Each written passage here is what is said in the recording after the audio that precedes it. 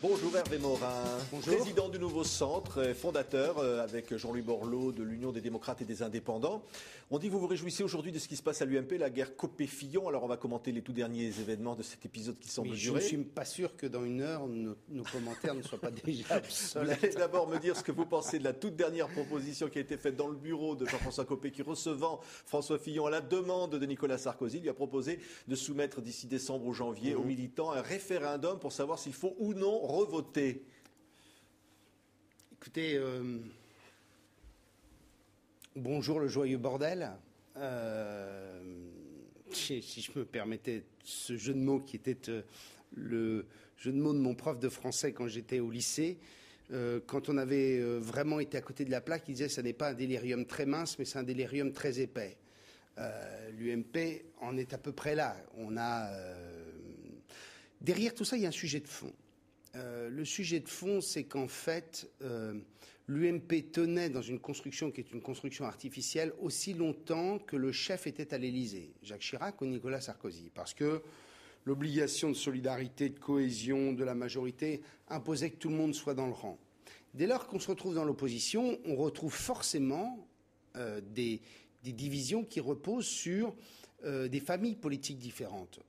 On a un socle commun, on est des libéraux plus ou moins, mais il y a d'un côté une culture jacobine et une culture du chef qui recoupe en plus la dérive droitière, non pas de l'UMP mais de la société française, et de l'autre une partie probablement de l'UMP qui n'est pas encore complètement décomplexée.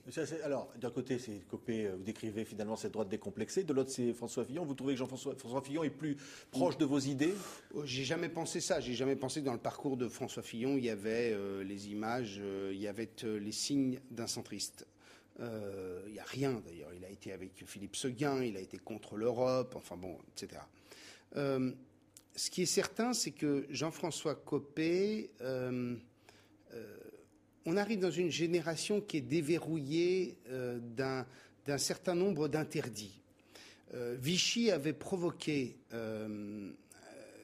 des interdits, avait créé des interdits. Et la droite française, grosso modo, ne pouvait pas se permettre d'être sur un certain nombre de thèmes. Sur les terrains d'extrême droite, très clairement. Pas d'extrême droite, qui avait ce relent de cette période de l'histoire. Et donc on était gaulliste ou on était... libéraux au sens. Vous dites que Copé s'est affranchi de ça aujourd'hui ? Et je pense qu'aujourd'hui, une grande partie de l'électorat s'est affranchi de tout cela parce que ça fait partie de l'histoire et que c'est loin aujourd'hui.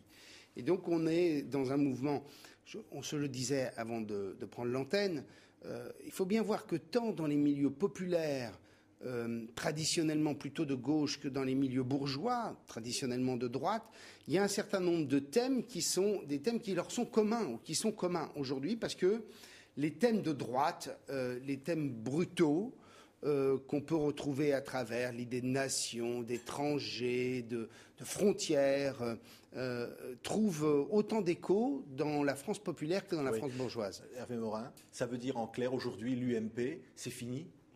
Tel que vous l'avez connu ?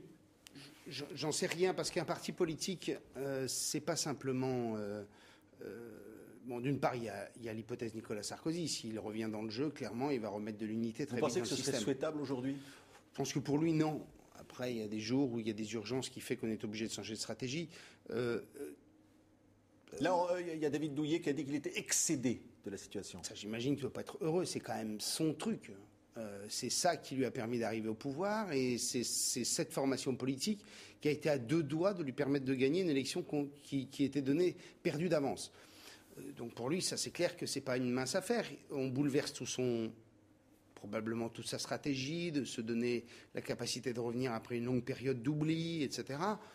Là, il revient dans le jeu très vite. Là, il doit revenir dans le jeu. Par exemple, est-ce qu'il doit, comme le demandent des socialistes, démissionner du Conseil constitutionnel qui requiert la discrétion politique, par exemple ? Pour l'instant, honnêtement, c'est pas les coups de fil qu'il a passés qui lui imposerait de le faire. Il est clair que s'il revenait clairement dans le jeu politique, il n'a plus sa place au Conseil constitutionnel.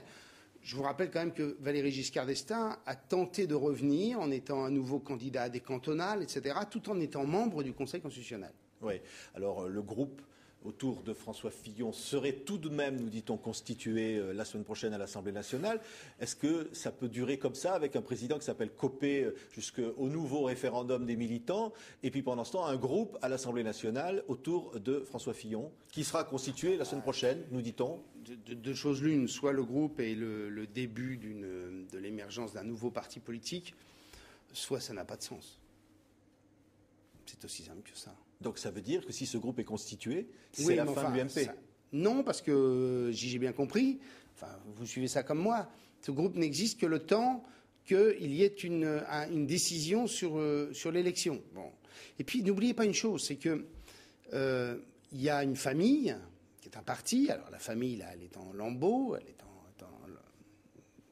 éclatée, mais il y a aussi des réseaux de pouvoir. Quand vous êtes député, vous êtes souvent aussi, par le cumul des mandats, maire, président de département, de région, vous avez des accords de majorité. Et donc, faire éclater une famille politique, c'est se mettre en danger, non pas simplement au niveau national, mais aussi par les accords locaux que vous pouvez avoir.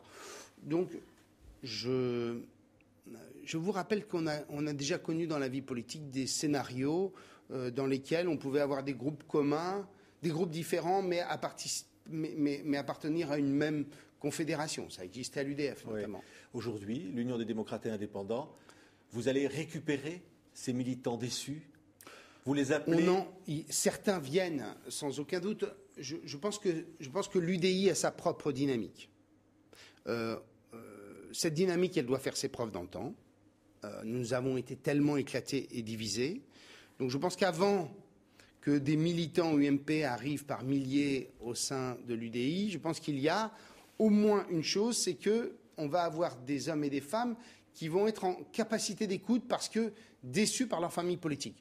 De là à dire, quand vous êtes militant, que vous avez une carte et un parti, vous la déchirez et vous allez à côté, ça, j'ai un doute. Je pense qu'aujourd'hui, les adhésions nombreuses que nous voyons arriver sont des adhésions d'hommes et de femmes qui sont heureux de voir revenir une famille qui reste une famille libérale, européenne, profondément européenne, en affichant un fédéralisme convaincu et qui a un humanisme que personne ne saurait nier. Vous avez vocation un jour à être candidat à l'élection présidentielle? Vous savez, j'ai essayé il y a 9 mois, donc laissez-moi au moins le temps d'y réfléchir quelques instants. Merci Hervé Morin d'avoir été aujourd'hui l'invité de TV5 Monde.